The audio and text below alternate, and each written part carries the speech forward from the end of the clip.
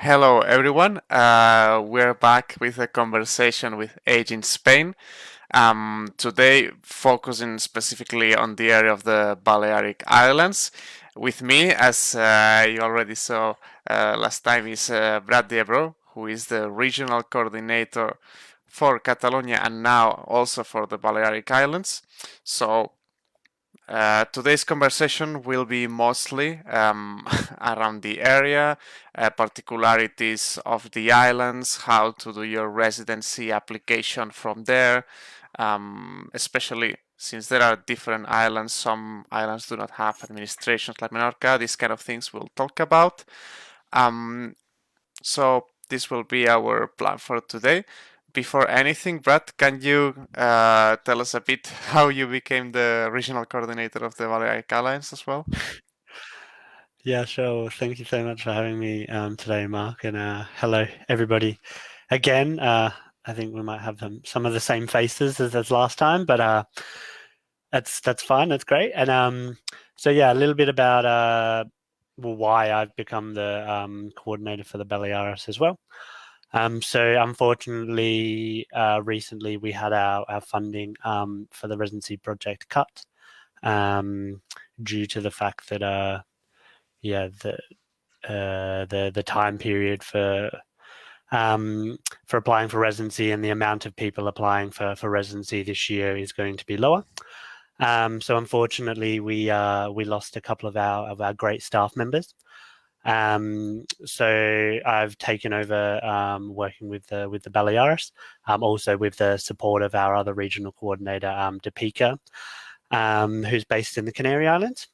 And yeah, I'd just like to say that we're carrying on from the wonderful work that the previous coordinator, Giuseppe Monti, did in the area. And yeah, basically we're using all of the connections, information, and knowledge and the volunteers that he was so key in creating. Yeah, to help us to move forward and to be able to help as many British nationals that are living in the Balearic Islands. So although I might not know every single small detail about the Baleares like I do in Catalonia, I've had a lot of experience working with people in the Baleares. Yeah, since the start of the project in June, and we have a lot of information already from Mark and his great work, and also from everything that Giuseppe has done in the past as well. So yeah, well, looking forward to progressing with the work in the Baleares. Thank you very much, Brad. Just to recapitulate a bit, this talk will be mostly centered about the residency process, although we probably will go through other themes as well, such as healthcare access, travel certificates, and so on. But just to give a bit of context, and for those who haven't yet heard about the residency process, which at this point is a bit concerning, but yes, basically there is this withdrawal agreement in place between the UK and the EU that focuses, among other things, on preserving the residency rights of the UK nationals that were living in the EU states previously to the breakup. So in this case, particularly Spain. In Spain, this withdrawal agreement is applied in a declaratory way, which means that if you lived in Spain before the end of 2020, and of course you can provide proof through different documents that you are doing so, you can apply for a specific UK foreigner card that will allow you to continue living and enjoying your rights in Spain as you did in the past. And basically, the application for this card, the requisites are very similar to those that other EU nationals have for their corresponding residency card.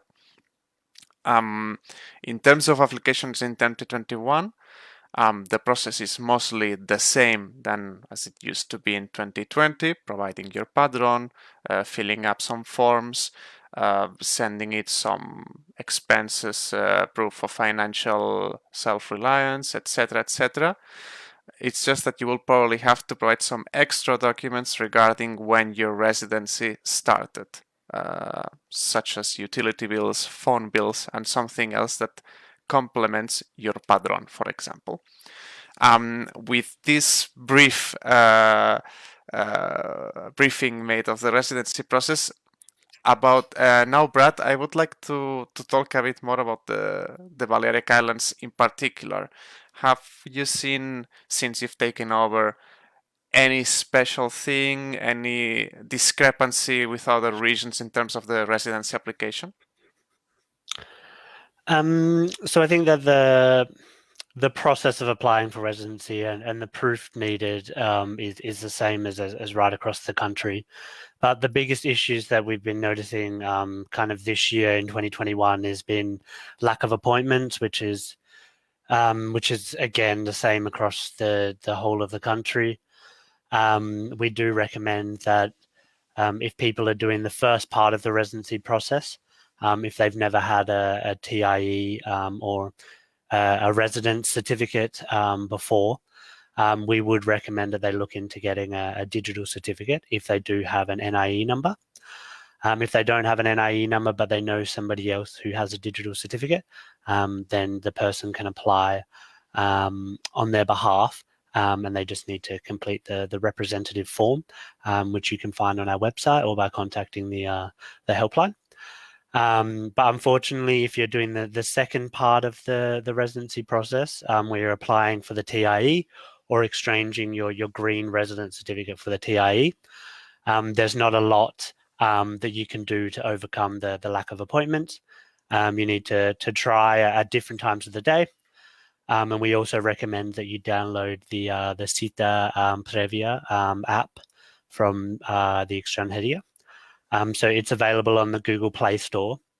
Unfortunately, it's not available from the Apple Store. So it's only available to Android users. But the good thing about the app is that once you try to book an appointment once, it will give you notifications when appointments become available in your area. The only downside to it is it's the notifications are not just for the type of appointment that you're looking for. It's for any appointments that are available in your area. But the advantage is that if you have the app on your phone, you see the notification, you can go on right away and try to apply for an appointment and see if there's any available.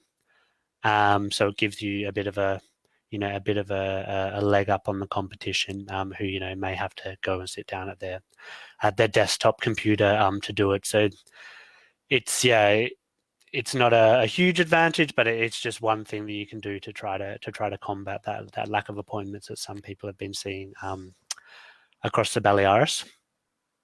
We've also had a lot of questions from people in the Baleares about whether they need to change their residence certificates, which are the green credit card residence certificate or the green A4 residence certificate, and whether people need to change that to the TIE. So we do, as we've said all along, it is voluntary to make the exchange of the green certificate for the TIE, but we are recommending that everybody does make the change. We've got 3 reasons why we make the recommendation. One is because the green certificates are, kinds of like flimsy pieces of paper, whereas the TIE is a plastic card, which is similar to a driver's license. The TIE can be used as ID on its own. The green certificates can be used as ID, but you also need to have your passport with you for them to be accepted.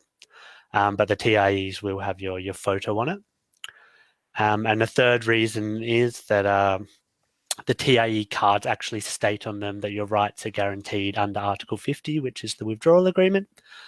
And so it's kind of the best document to have to ensure that your rights are guaranteed. But yeah, the green cards are still valid forms of residence document, and there should be no discrimination, or you shouldn't be treated differently for having the green card as opposed to the TIE. And if anybody does experience discrimination or is treated differently due to having the green card, then you can get in touch with us on the residency helpline, and we can report the issue to the consulate. Because there was a joint statement released from the Spanish government and the British government earlier this year, which highlighted the fact that the green cards are still valid forms of residency. Just one question because there has been in different social media discussion between UK nationals living in Spain about some sort of deadline to apply for this UK specific card. So, if a person was living in Spain in 2020 and was unable to apply for residency until now, do they have a limit of time, a time frame where they have to apply for this tier, or they can apply whenever it is possible for them? So obviously we recommend that people make the application as soon as possible. But given the type of system that Spain has chosen to use for their residency, um, yeah, there's actually no time limit to apply for residency as long as you have the sufficient proof to prove that you were living in Spain before the end of 2020. Um, the British Embassy has said that you can potentially be fined if you do leave the application too long, but you still will be able to get residency. But yeah, you may be fined because you were living in the country in a kind of an irregular way without a valid residence document during that time. But they seem to think that it wouldn't happen for um, until after 1 year or 2 years after the end of the transition period. I see. So this is important. It is related to the declaratory nature of how the agreement is implemented here. And now one more question, and this time is about something that probably interests a lot of our viewers and UK nationals living in Balearics and probably also in the Canaries, which is the certificado de viajes or the travel discounts. So, we've received recently some enquiries explaining that they've been refused this certificate. Can you maybe shed some light on what may be the source of this problem? Yeah, definitely. So it's been a big issue, yeah, for both of the island kind of regions of Spain. And yeah, it is quite a big discount that residents get for travel between the islands and to the mainland. Um, but yeah, so the deal with the travel card is that if you're a permanent resident in Spain, so you've been living with you've been resident in Spain for 5 years or more, then you're able to have the travel card and receive discount. But if you're a third country national, which UK citizens are now, yeah, you need to be a permanent resident before you're able to access that travel card. So for those people that have the green resident certificates, um, but have been resident for less than 5 years, unfortunately, they'll no longer be able to receive those discounts. And this is the same for all kind of third country nationals, so people from Australia, the UK, and other countries. Um, yeah, have to abide by those rules now. I see. And now jumping to a slightly different area, this time about the social workers. Now that the UK is a third country, there may be some issues with working permits, what's allowed, what's not. Do you know what will be their status from now on? Yeah. So yeah, a lot of people from the UK do come over to Mallorca, Ibiza for the summer season to work in bars, restaurants, in tourism industries. Um, Unfortunately, if they want to do that this year and they don't have residency in Spain, they will need to have a visa before they can come here and conduct work or business in Spain and on those islands. If you are interested about how you can apply for one of those visas, you will need to contact the Spanish embassy in the UK. There's three of those embassies which are around the UK, and you'll need to contact one of those embassies to get more information about how you can apply for a working permit. Mhm. But you do need to make sure that you have a proper visa or working permit before you come to Ibiza, Mallorca, Menorca, even to work in the summer period. Great, thank you very much. Just now addressing a bit our viewers. If you have any questions, let us know in the comment section.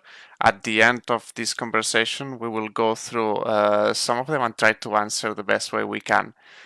Now, going back to the residency application specifically, we've talked at the beginning that there are some particularities in the Balearic Islands. Can you explain a bit some of them?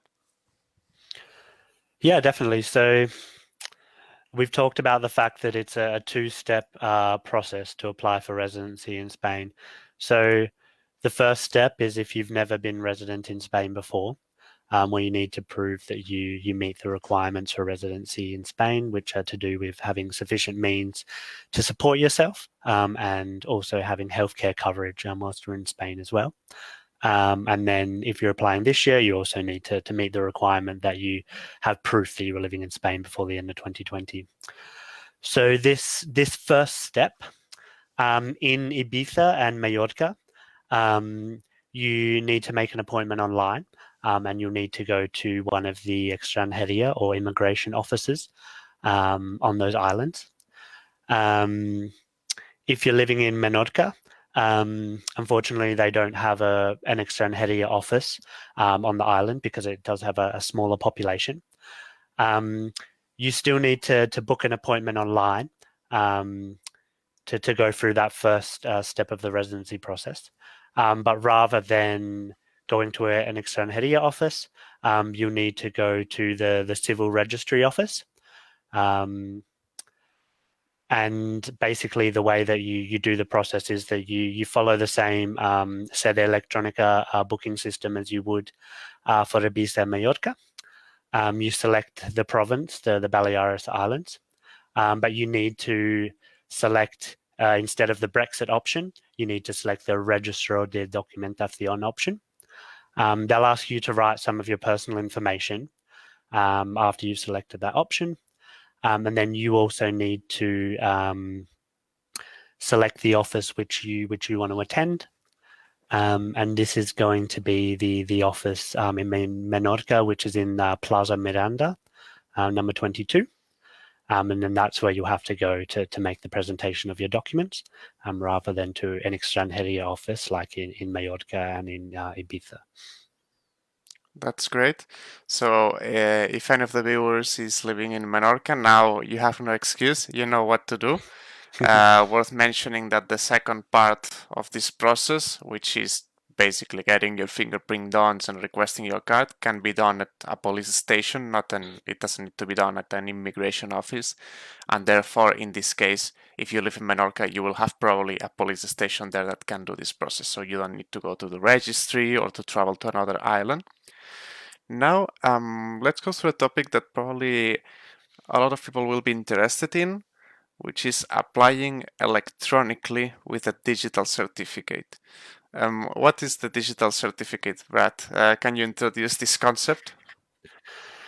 Yeah, sure. So if you haven't heard of a digital certificate, basically it is an online identification verification system.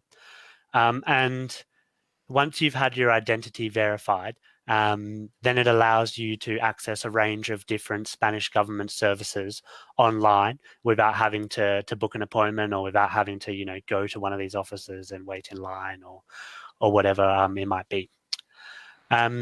So I'll briefly explain the process of how you can get a digital certificate, but we also have quite a good guide on our website if anyone is interested. And if you need assistance with it, you can give the helpline a call as well, and we'll be able to provide you with some information. So you need to make the initial application online. Only those UK nationals who have an NIE number are able to apply for a digital certificate. Unfortunately, if you don't have an NIE number, then you can't access that service. So you make the initial application online.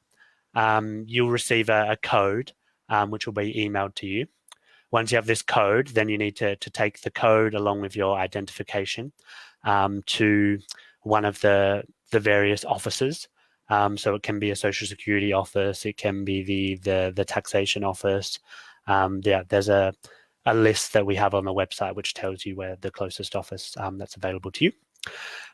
Once you've presented your identification at one of these offices and it's verified, they'll send you another code via email.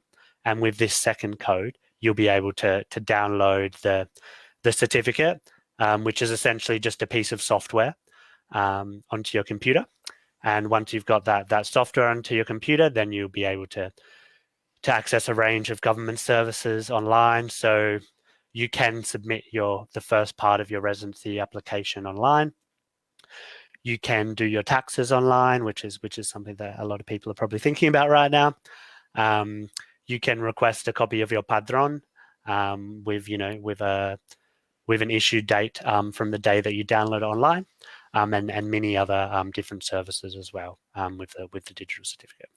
Yes, for this and many other processes, check our website if you haven't yet and go to the section Guides and FAQs.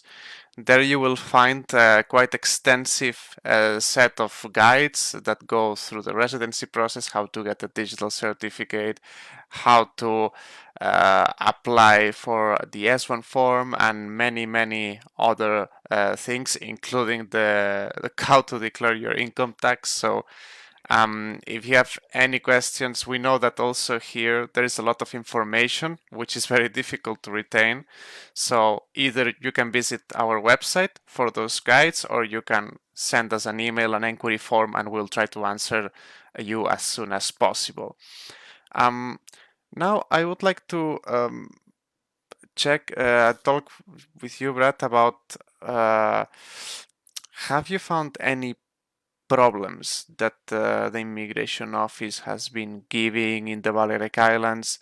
Because if I remember correctly, there were some issues with maybe some TS being issued with the wrong date. Can you? Yeah. Yeah, exactly. So there's been a few issues reported in the Baleares where people had the incorrect kind of classification on their TIE, or the incorrect starting date of their residency, or also the incorrect expiry date on the TIE as well. So if you do get a TIE issued, well, anywhere in the country, with incorrect information like that, then please get in touch with us and we can inform you kind of the process to go through to change it. So for some of the issues, it's as simple as letting the officers know on the day when you collect the TIE card, and you have to go through the EX23 and the application for the TIE process again. You don't have to pay the €12 TASA fee again for the creation of the card. But yeah, you do unfortunately have to fill out the form again and go back with with another photo and your padrón and everything like that again. For some of the cases where their residency, the start of their residency date was incorrect, or the expiry date on the TIE card is incorrect, we may have to contest it, make an appeal, and actually you may actually have to work with a lawyer to have them to contest those dates, because sometimes there's specific reasons as to why they've been put on there incorrectly. But yeah, it's always best to question it on the day when you go to pick up your TIE card, to make sure that the complaint or the error has been noted by that officer, and then that will make it a bit easier to make the changes or to contest it in the future. So yeah, just to wrap up, so it's always a good idea to make sure that all of the details and the information on your TIE cards are correct when you collect them. Great, thank you. Now we will go to the Q&A part of this session, and we will start with a question from Kevin Ledger, who is asking, how much money do you have to have in a bank to qualify, I assume, for residency under the withdrawal agreement? Yep. So basically, we have an approximate amount, which we're telling people, which is about 5,600 euros, approximately, that you need to have in your bank account. But just to give you an idea about how this is calculated, there's something called the IREP, I think it is. Mark, correct me if I'm wrong. The IPREM, I think it's in IPREM. Spanish, yeah. Okay, so IPREM, sorry, which is basically an average of the amount that a normal person in Spain kind of like earns a year and needs to spend to survive. So this amount of around 5,600 euros is a representative of that IPREM, and it does change from time to time and from year to year when they calculate kind of the averages of incomes and expenditure for a normal person in Spain. But yeah, currently it's about 5,600 euros. Sorry, I will just make the distinction that per person as well. So if you're, say that you're a couple that are applying for residency, and you need to make sure that you have, double that amount in your bank account to show that you have enough money to support two people. Okay, thank you. Next question comes from Christine Shenton, and she's asking, what proof would be required for living in Spain last year for the application for residencia under the scope of the withdrawal agreement? So I guess this makes a bit of reference to the set of documents that we were talking at the beginning of the conversation. Can you provide us with a small list of them that would be eligible? Definitely. So the Spanish government released a Brexit guide document at the start of the year, which answered a lot of questions that people had in regards to Brexit and residency for UK nationals in Spain after the end of the transition period. So in this document, on page 11, I think it is, one of the questions is, what is considered sufficient proof that you're living in Spain before the end of 2020? And the Spanish government has listed some documents on there. So to give you an idea about those type of documents, it's a padrón that's obviously dated before the end of 2020, employment contract for anybody that's a student, registration with a school, university, or other kind of like learning institute, a rental contract that was dated before the end of 2020, or a deed to a property if you own the property. They've also said that utility bills will be accepted as well, so water, electricity, internet, those types of things, phone bills. They'll also accept medical bills or medical appointments, proof of those. And yeah, any kind of official government documentation that's dated before the end of 2020, is likely to be accepted. So we can't say 100% for sure what will be accepted, because that's kind of up to each extranjería office and the person that's making the assessment. But what we always suggest is to provide as much proof as possible that you were living in Spain before the end of 2020. And that's going to increase the chances of your residency application being successful. So any kind of official documents that you have that state your name and address in Spain on them, and that also are dated before the end of 2020, are going to help your application to be successful. Yes, and also while the sufficient means are an important part of the residency application, it's important to also not forget about another quite important thing, which is the healthcare coverage, which depending on which is your status can vary. For example, if you're a pensioner, if you're on receipt of a UK state pension, you can request the S1 form to export your UK state healthcare to Spain. So in this case, you have quite a favorable scenario. However, if you're not of pension age yet, you will have or to apply for a private insurance. But if, for example, let's say that you're employed in Spain, then you will be covered by the public healthcare automatically because part of your taxes contribute to the system. So there are many different parameters that, depending on your situation, you will have to choose one or another. So make sure to always take a look. And especially if you get a private insurance, make sure that it doesn't have or co-payment or any excess carencias called in Spain and other. If you want more information about that, you can always contact us and we can provide you more information in a deeper manner through an email. And now we go to another question from Tasha Crampton. She says, "Hello, I received my TIE in Malaga in October. At the time, I was working and paying into Social Security, so I met the requirements to get the residency. Now I live in Mallorca and I'm not working. I am still able to access the public healthcare for free as I am a resident, even though I don't contribute to Social Security."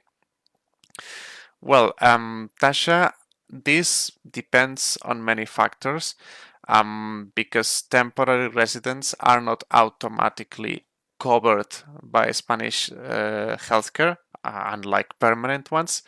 However, your coverage will depend on your contributions and don't knowing how long you've been working exactly, the best thing probably you can do is to check with your local INSS office and ask them for more information about your status because they will be able to provide in a very clear way if you're entitled to any sort of benefit or if you're entitled to receive state healthcare.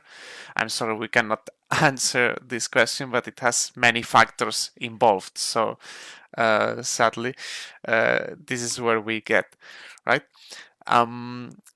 So, Brad, there are any other issues that might be worth explaining now that we're reaching the end of the conversation?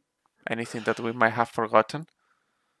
Well, one thing that just popped into my mind was that yeah, after answering that question about what documents are considered proof of sufficient means before the end of I'm sorry, sufficient proof of living in Spain before the end of 2020. We have actually been seeing an increase in the number of applications that are being rejected quite quickly because they don't have sufficient proof of having lived in Spain before the end of 2020. So I just want to stress again that if you are applying for residency under the withdrawal agreement in 2021, it's really important that you make sure that you provide as much documentation as possible because yeah, it can be the difference between your application actually being assessed or just being rejected immediately as well. So yeah, I just wanted to stress the importance of that. And the other thing to mention as well is a lot of people have been asking about medical health insurance that's dated in 2021 and if that's going to be accepted or if their application is going to be declined kind of like immediately. For the Baleares, we haven't seen this as being a big issue. We've seen it more being an issue in the kind of the south of mainland Spain, so Andalusia, Murcia, Alicante, Valencia, those types of regions. But what I will say on that topic is that you have to imagine that if you're an immigration officer and you're looking at somebody's application, if most of the documents that they're presenting are dated in 2021, then it's not very likely to be accepted because the proof that you're living in Spain before the end of 2020 is not really conclusive. So if you have if all of your documents are dated in 2021, including your health insurance, it's less likely that your residency application will be accepted. But if the majority of your documents are dated in 2020 and your health insurance is dated in 2021, then it's more likely that your application will be successful and will be accepted. So rather than looking at it in kind of a very micro way and saying, oh, my application was rejected because my medical insurance was started in 2021, you have to look at it in a macro kind of way, and they'll take into consideration your whole application. And yeah, it's really important that you prove you're living in Spain before the end of 2020, and all the documents you present will be taken into account to prove that as well. Yep. Paul Simkin sent us a question. Hey, do you have to take the proof of sufficient means to the first appointment, such as bank statements? Important, showing the last 3 months at least. The answer is yes. All the documents really have to be taken to the first appointment. The second appointment just requires you to show the resolution of the first part, pay a small fee, fill in a form, and pretty much that's it. So yeah, all the bulk of documents are sent or presented to the immigration office. We will now finish the event, but not before saying that we're aware that in Spain there are very strong UK communities, British communities, and we are aware, because we receive inquiries every day, that there is still a lot of people that hasn't started the residency process for one reason or another. We insist, if you have any friends that you know they still haven't started because they are hesitant, they don't know if to become tax residents, they are worried about those aspects, tell them to apply, because you can always rectify later on.